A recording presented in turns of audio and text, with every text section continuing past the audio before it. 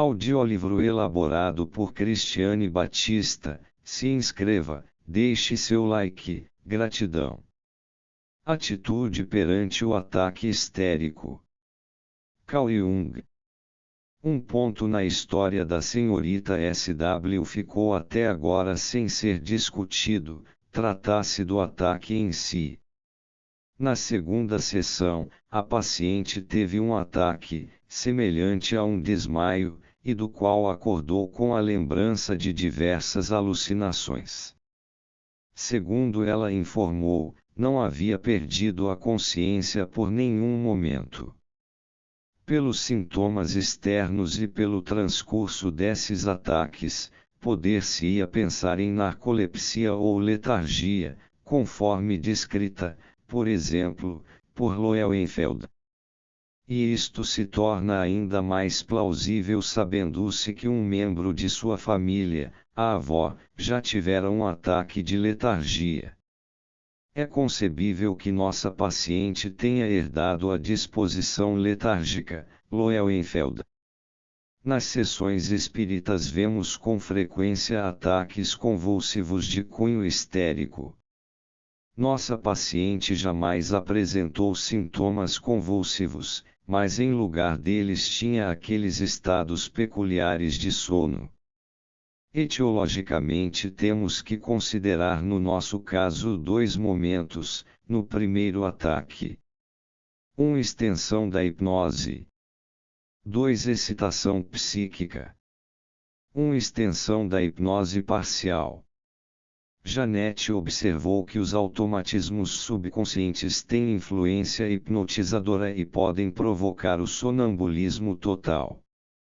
Fez a seguinte experiência: um segundo observador envolveu numa conversa a paciente totalmente acordada, enquanto Janete se posicionou atrás dela e, por meio de sugestões cochichadas, fez com que inconscientemente movimentasse a mão, escrevesse e respondesse por sinais a certas perguntas. De repente, ela interrompeu a conversa com o segundo observador, voltou-se para Janete e continuou, com sua supraconsciência, a conversa até então subconsciente, encontrava-se em sonambulismo hipnótico. Neste exemplo temos um processo semelhante ao do nosso caso. Mas, por certas razões, a serem discutidas mais adiante, o estado de sono não pode ser considerado como hipnose. Apresentam-se por isso as questões. 2. A excitação psíquica. Bettina Brentano conta que ao encontrar-se pela primeira vez com Goethe adormeceu de repente sobre os joelhos dele. Conhece-se pela história dos processos das bruxas o sono estático no meio das piores torturas, o chamado sono das bruxas. Em pessoas predispostas bastam estímulos relativamente pequenos para provocar estados sonambúlicos. Temos, por exemplo, o caso de uma senhora sensível que estava sendo submetida a pequena cirurgia para extrair uma farpa do dedo. Sem qualquer alteração corporal, viu-se ela de repente transferida para as margens de um rio, numa bela campina, onde colhia flores. Este estado durou o tempo da insignificante operação e desapareceu por si sem qualquer intervenção especial. Lowenfeld observou a indução involuntária da letargia histérica pela hipnose. Nosso caso tem certas semelhanças com a letargia histérica, descrita por Lowenfeld: superficialidade da respiração, diminuição do pulso e palidez cadavérica do rosto, além da estranha sensação de estar morrendo e das ideias de morte. O fato de alguns sentidos se manterem ativos não é argumento contra a letargia. Em certos casos de morte aparente permanece ativo o sentido da audição. No caso de Bonamaison não apenas se conservou o sentido do tato, mas os sentidos da audição e do olfato se tornaram mais aguçados. Também encontramos na letargia conteúdos alucinatórios e pessoas alucinadas falando em voz alta. De modo geral, ocorre amnésia total com relação ao período letárgico. No caso de Loewenfeld, constatou-se depois uma memória vaga e, no caso de Bonamaison, não houve qualquer amnésia. Os letárgicos se mostraram insensíveis aos estímulos usuais para acordar alguém.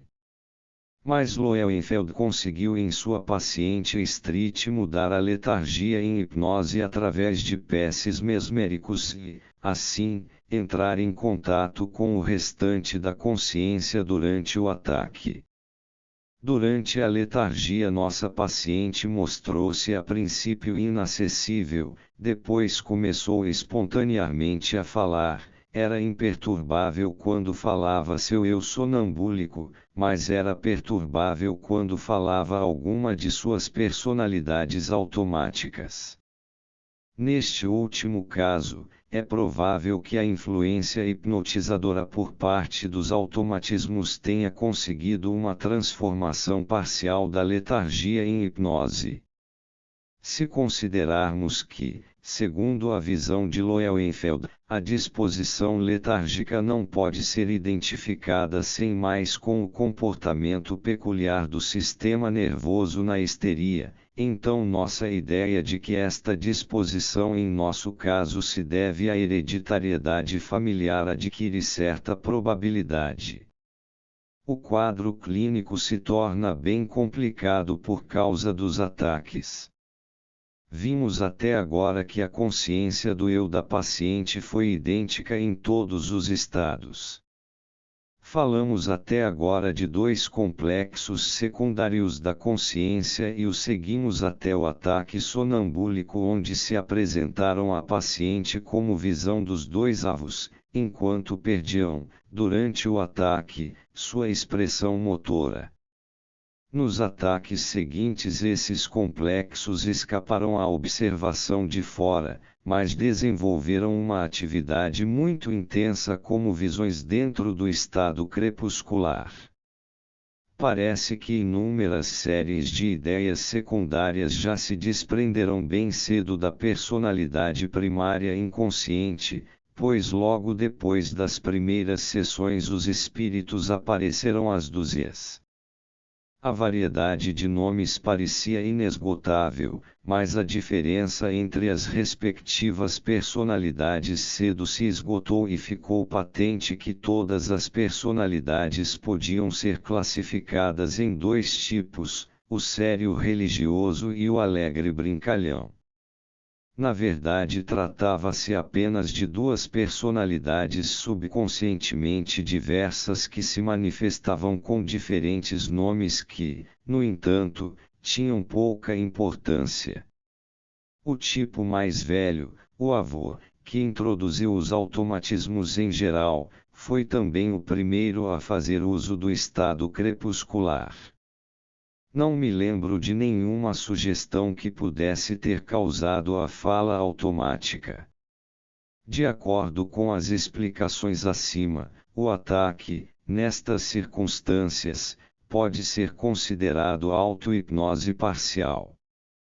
A consciência do eu que persistiu e que, devido ao isolamento com relação ao mundo externo, estava ocupada com suas alucinações, foi o que sobrou da consciência acordada. Por isso, o automatismo tinha campo livre para sua atuação.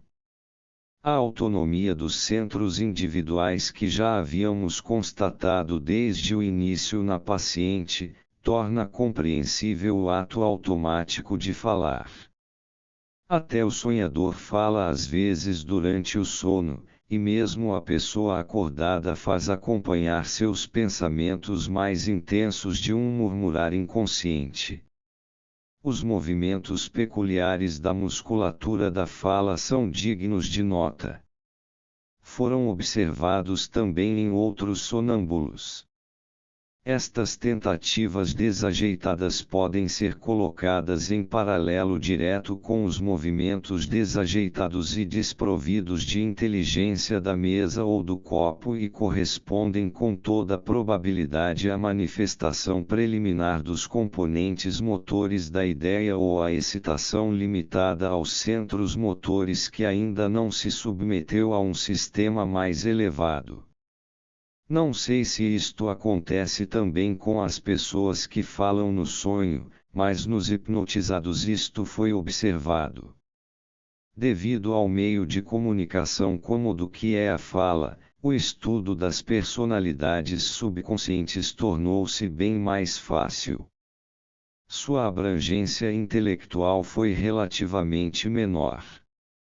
As personalidades subconscientes dispõem dos conhecimentos que a paciente possuía no estado de vigília.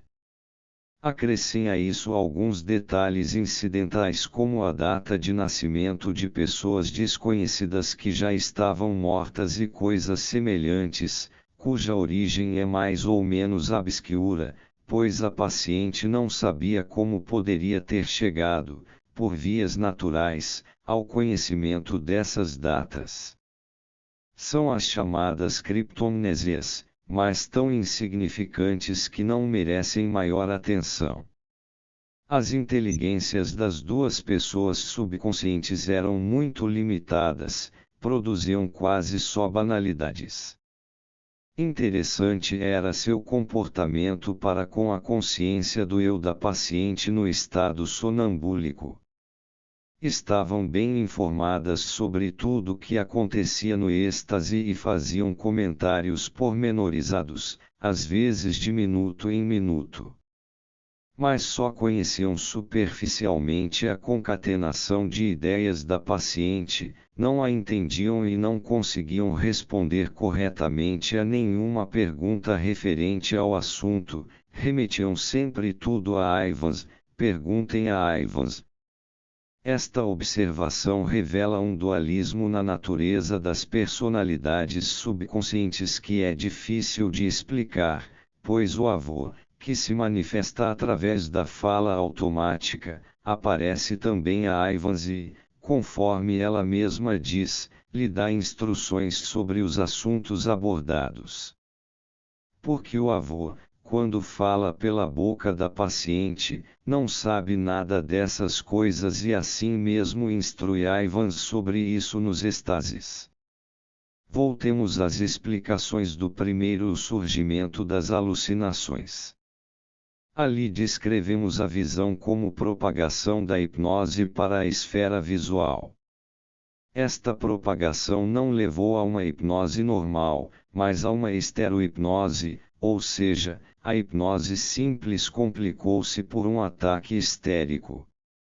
Não é fenômeno raro que no campo do hipnotismo a hipnose normal seja perturbada, ou mesmo substituída, pelo surgimento inesperado de um sonambulismo histérico quando, então, o hipnotizador perde muitas vezes o contato com o paciente.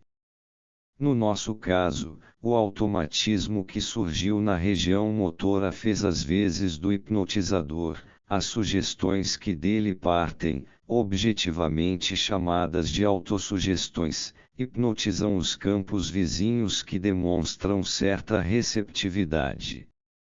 No momento em que a hipnose atinge a esfera visual, interpõe-se o ataque histérico que, como vimos, produz mudança bem profunda em grande parte do campo psíquico. Devemos ter em conta que o automatismo está em relação ao ataque assim como o hipnotizador em relação à hipnose patológica, ele perde a influência sobre o desenvolvimento ulterior da situação.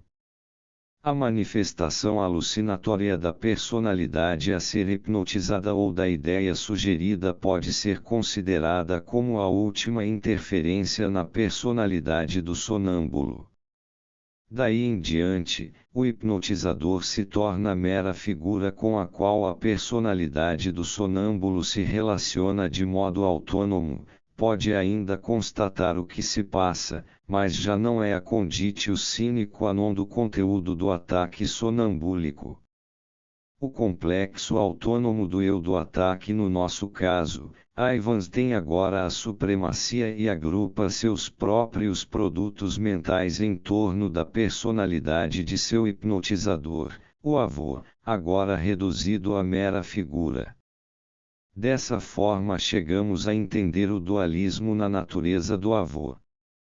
O avô 1, que fala diretamente aos circunstantes, é uma pessoa totalmente diferente e mero espectador de seu sósia, o avô 2, que aparece como professor de Ivans.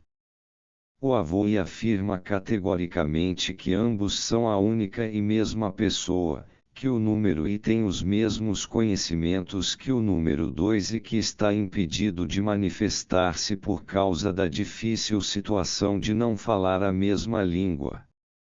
É claro que a própria paciente não sabia dessa divisão e considerava os dois uma só pessoa.